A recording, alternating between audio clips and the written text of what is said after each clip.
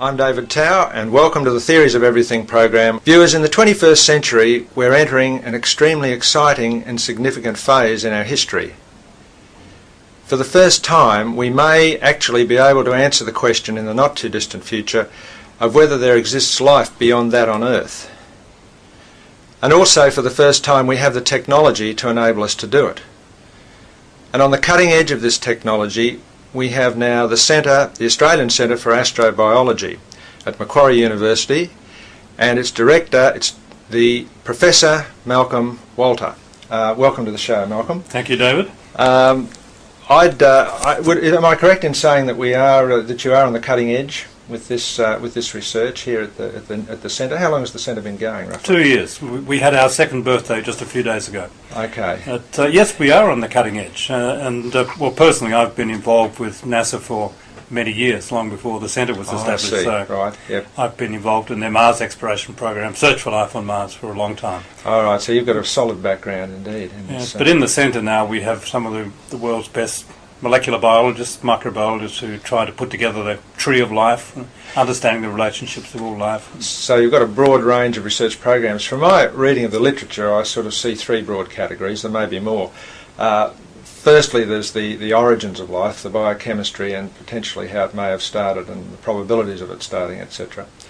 Then there's the planet hunting phase, which is now pretty active and full on. And thirdly, there's the whole SETI program, which you just mentioned, looking for the signals from outer space, interpreting those signals and the information. So they're the categories that I see. But are you across all three of those? Or? No, we aren't particularly involved with SETI, although We're about to have a SETI symposium here. Oh, is that right? But a lot of what we do has to do with earliest life on Earth. Yep.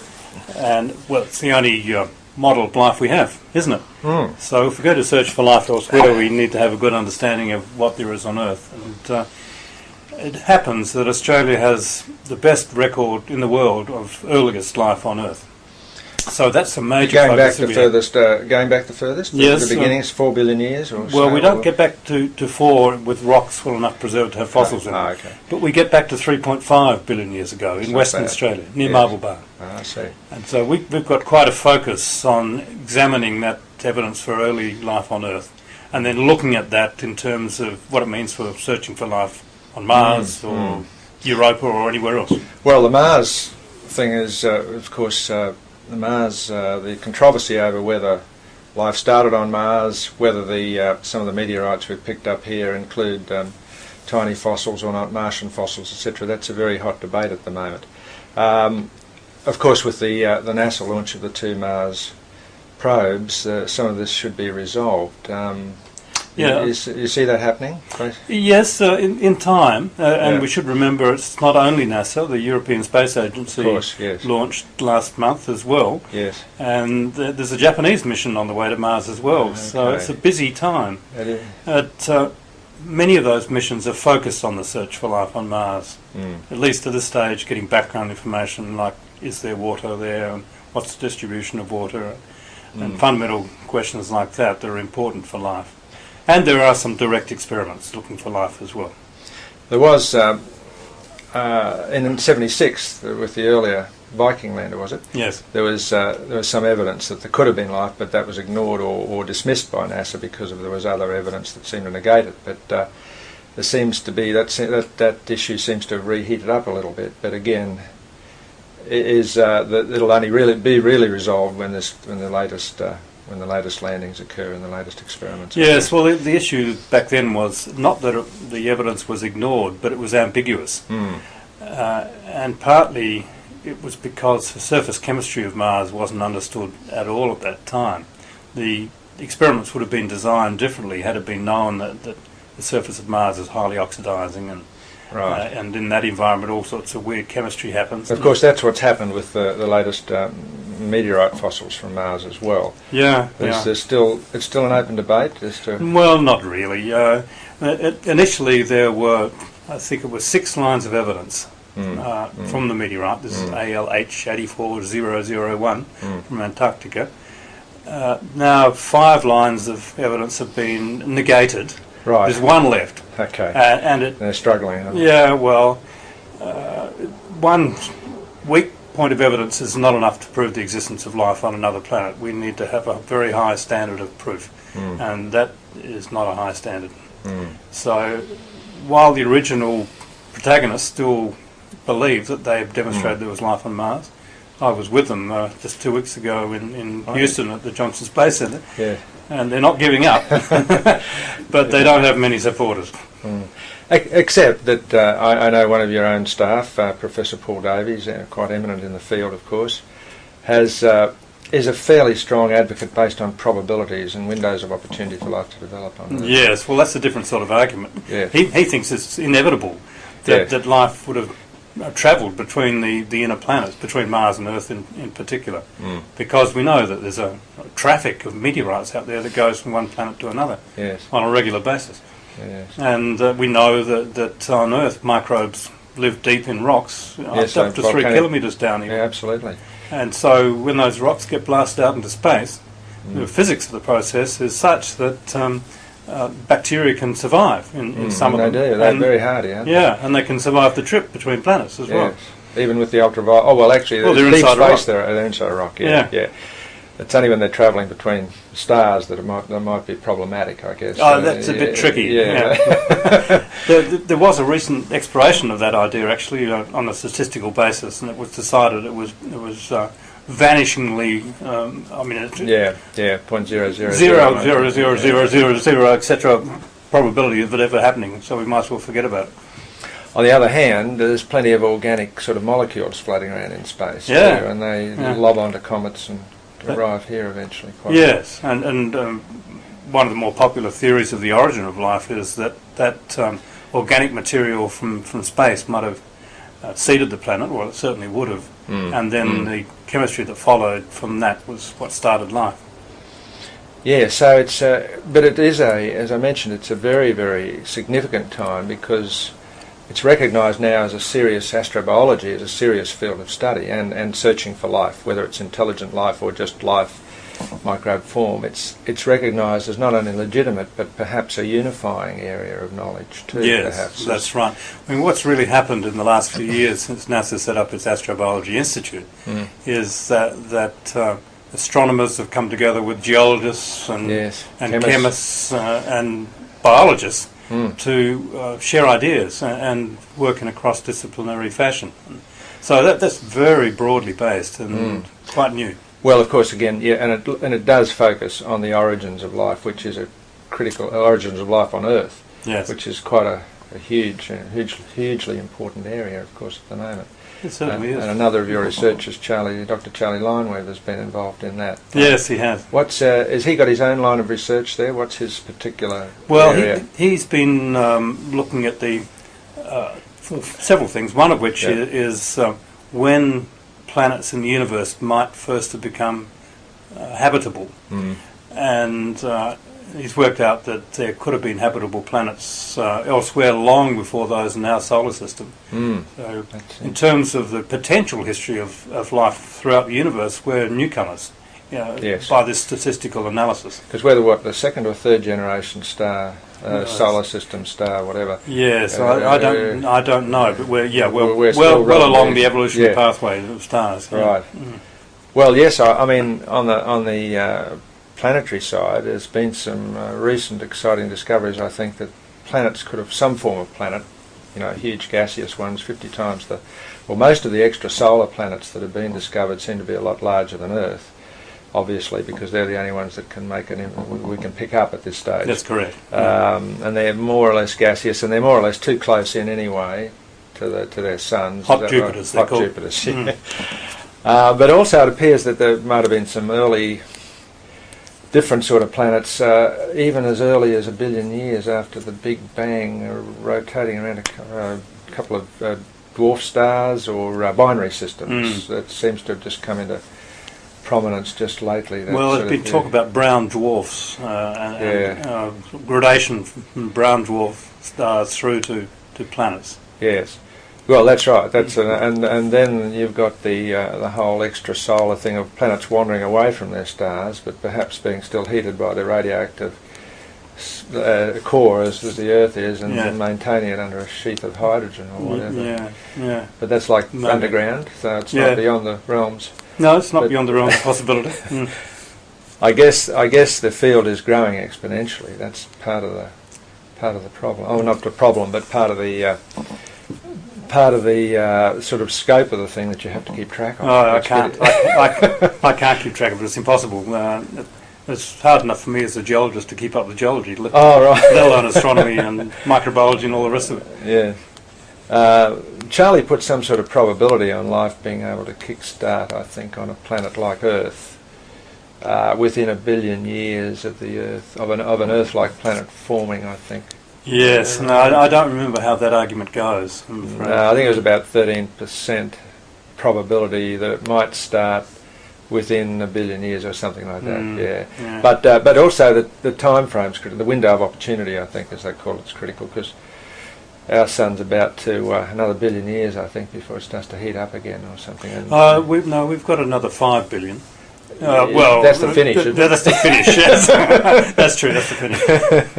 Yeah. So, but it's a pretty big window of opportunity. Yeah, I guess on that time scale when you're talking 1 billion years. But it's difficult to talk about the probability of life starting when we don't know what the process was that led to life. So it's inevitably quite speculative. Yes, it is. I mean, I sort of broadly follow some of the theories in New Scientist and so forth, and you get, there seems to be, I mean, no one of course knows, but the exciting thing is there's a convergence here, is that the knowledge from all these different sources is being integrated and may actually, I've said to my viewers once before that one of the biggest headlines, the two major headlines we might see over the next 5 years, one is that life creates life, completely from scratch. I know, a number are sort of tinkering with the genes and the amino acids and so forth, but actually creating it from in the same primordial way that it was created, that would be quite a headline. The other is that they've discovered life outside the Earth, and that would be equally stunning, I think. Yeah, it's more likely that the latter will happen. I think the former, got my doubts about that ever happening, but... Well, yeah, I mean, there's sort of tantalising evidence of self-replicating polymers and stuff like that. All that sort of thing, Yeah, and sort of putting a electric discharge through chemicals, and as originally done, getting amino acids out and stuff like that. Miller and Urey. Yeah. But you're right. I mean, making that first cell is another matter, isn't it? That's a big job. That's a really big job. Okay, now what's the... I might come back briefly to SETI. I know it's not part of your the focus of your centre, but obviously you keep track of... I do. Keep a watching brief. Keep a watching... and a large watching brief.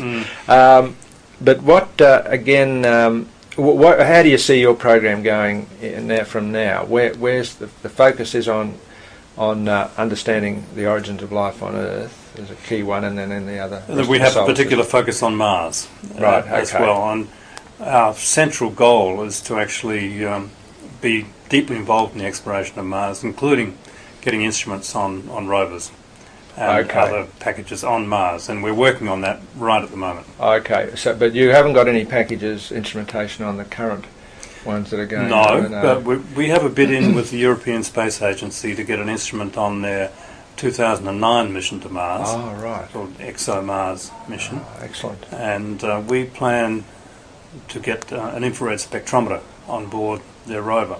Right. And the reason for that is that such spectrometers are really good at finding the sorts of rocks that have fossils in them. Oh, I see. In fact, I have a student who's using one out in the Pilbara in Western Australia at the moment. Yes. As though he were on Mars. Oh, right. Well, that's a good place to sort of simulate. It's a bit Martian out there. It's red. Desolate.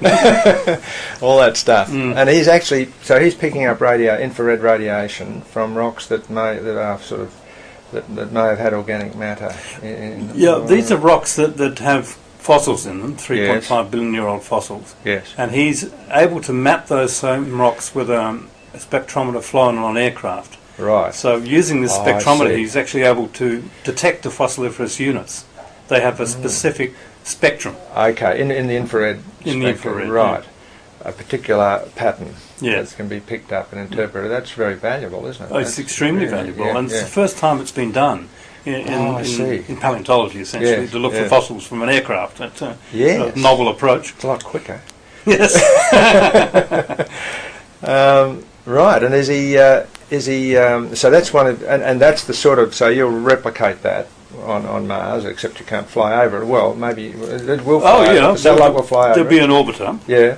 and there'll be a lander with a rover. Right. We're not so interested in the orbiter. We're interested in using our instrument on the rover to do the detailed prospecting on the ground. In fact, we call our program Prospector.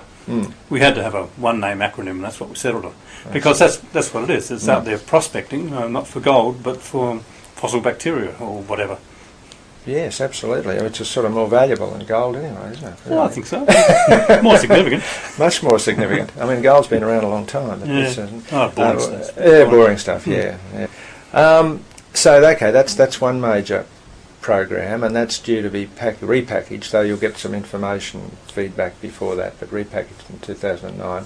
Yes, but we're doing Yes. something else also that leads up to that, and that Yes. is that another one of our PhD students is actually mapping Mars this year using really? ground-based telescopes. This that year, right? Mars and Earth are the closest they've been for 14 years. And so Oh, of course, it's yes. an unusual opportunity to use a ground-based telescope to map the mineral composition of the surface of Mars. Again, using infrared spectroscopy, Right. but mounted on a telescope. I see. Is that unique too? Is that... Nobody's done it before. yes. It's Is that not for this sort of purpose. It's been done for Yeah. other purposes.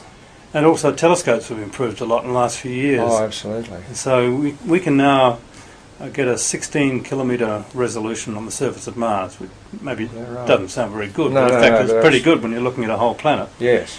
And she will be gathering her data in August this year, and then analysing it for the next 2 or 3 years. So that's another part of our focus on Mars. So yes, okay. So the focus is, I mean, you've got relatively limited resources, I guess, as any new centre has, and you've got to pick the areas that you feel will be provide the most benefit on and most relevant sort of thing. And of course, it's Well, also, I think we have a lot to offer. I mean, Australia in general has a lot to offer in solar system exploration and astronomy. because of And its history, because of its history with the the major telescopes. That's right. And also because of our work in the geology of the early Earth, and yes. that Yes. feeds into it as well. So put together, Yes. it's a very powerful package, and it's Yes. not being utilised very effectively at the moment. So we're not significant players really in solar system exploration Right. at the moment, but we should be. Yes. And one of the purposes of a centre like this is to bring together all those threads. Yes. And amplify strengthen them promote that way. Yeah. Yeah. Absolutely. No, I think that'll be of enormous interest to them. I mean, I noticed that just in general terms, science like this, there's been a feature in New Scientist, for example, recently on extraterrestrial, looking for extraterrestrial life and intelligence and so forth. It's a very hot area. It's an area that the general public, and certainly my viewers, are very interested in indeed, because it's sort of cutting edge, but it's relevant from a sort of social perspective. I think Yes. it was Arthur C. Clarke who said, if we find we're the only if we find we are the only life in the universe, that will be... he said, I think the other way around. He said, if we find that there is other life in the universe, that will be, astonishing and amazing, but it'll be even more so if we find we're the only life in the universe. Yeah. And this is really where the debate centres. I mean, we're talking intelligent life there. I mean, from what I can gather from the various strands, microbial life will no doubt be discovered somewhere, somehow. Well, most of us believe so. Yes. Almost a foregone conclusion, but again, the evidence has to come in. But That's right. intelligent life that's another matter. Well, It's so-called coming up towards our spectrum. yes, it is. But the link between them is that if we can demonstrate that life has originated more than once, Yes. even if it's only got to the bacterial level, that's a momentous discovery. Absolutely. And once it can be shown, or once it is shown that life arose twice, say, then we know there's going to be life all over the universe. That follows from that, then, I think that intelligent life being elsewhere is inevitable also. That's right. Look, I completely agree. That, again, one piece of evidence showing life exists somewhere else, immediately the inference is that because of the number of suns, the number of galaxies, etc., that it has to exist elsewhere, and it may exist much more than we believe, because it may exist on planets that were thought to be not conducive to life, like the very large gaseous ones possibly, but at least on rocky planets like Earth. Yes, and well, that's the very reason why people are interested in finding out the extremes of life on Earth, and where can life exist. We now know that microbes live in acid. I was on White Island in New Zealand a few weeks ago with another student, and the waters on that island are pH 0. They're sulfuric acid. Is that right? And they have microbes. Where is White Island again? So in the Bay of Plenty, off the east coast of the North Island. Oh, right. It's an active volcano. It's quite fun to work so on. So in sulfuric, it can still survive, yes. Yeah, and temperatures up to 119 is the maximum temperature known for survival at the moment. But a lot of people predict it could be 150 centigrade. Well, we know that bacteria can clean up radioactive waste. Well, we know they live inside nuclear reactors. No, there's one called Dinococcus radiodurans that lives in the cooling water of nuclear reactors. Well, if it can live there, it can live in anywhere, basically. That's a fundamental, amazing finding in itself, isn't it? Well, it is, and so we're just beginning to learn what extreme stresses life can tolerate, or even like. I mean, organisms incredibly adaptive. Yeah, extremely adaptive. Yeah. And so maybe you're right. There could be life on gaseous planets, gaseous planets. Who knows? We still exploring the sort of outer edges of those possibilities. Yeah, that's right. And this is where this will all come together. Look, just before we close up, and again, time's always too short in these sort of exercises, because you just start to get into the really sort of interesting stuff when we have to call it a day. But there'll be the other opportunities. Don't worry. But I would like to just briefly touch on the SETI program. There seems to be, first of all, there's new telescopes going up to try to pick up at optical wavelengths. Yes. I think, rather than that's right. And spectroscopy as well. Yes. I think to be able to determine whether there's gases like methane and so forth in those atmospheres. That's right. But that'll be quite stunning too, to be able to pick up, I think at the very edge of resolution, some of these new telescopes predicted for about 2010 or whatever. Yes. These are orbiting telescopes. These are the orbiting ones, with that'll pick up radio signals and have a group of 6 or so. That'll that's one of the concepts. That's right. They've got to prove the concept. Yeah, they've got to test that. That's right on the cutting edge of technology itself, isn't it? But to be able to actually see such a planet and get that sort of close optically to it, or would be again another huge breakthrough, and provide a large amount of potential evidence one way or another.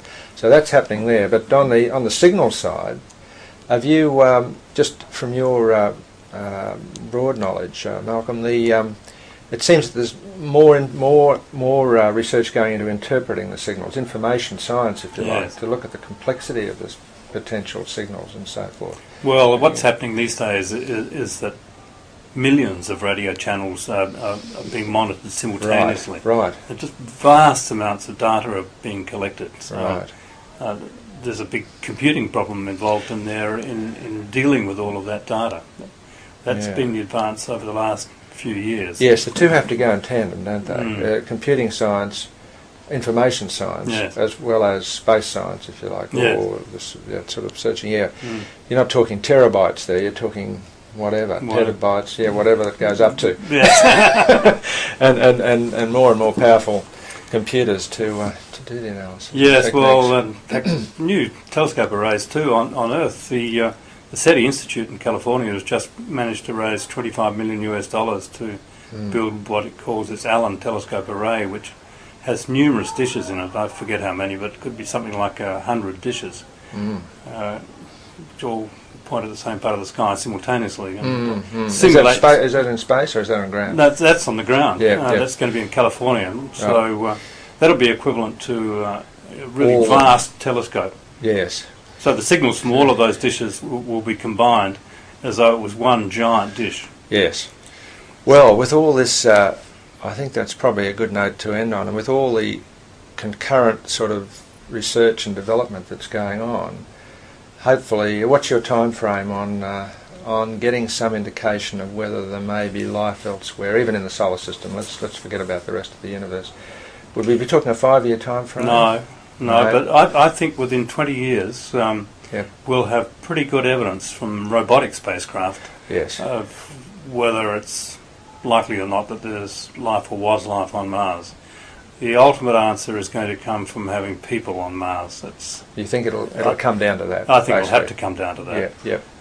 Because robots can be very clever, of course, and they can have artificial intelligence on board and do all sorts of amazing things. But I know from my work as a field geologist and all natural scientists who work in the field have the same sort of feeling that there's so much intuition in decision making that it's very hard to simulate that. Yeah, in a short time frame, within a relatively short time frame.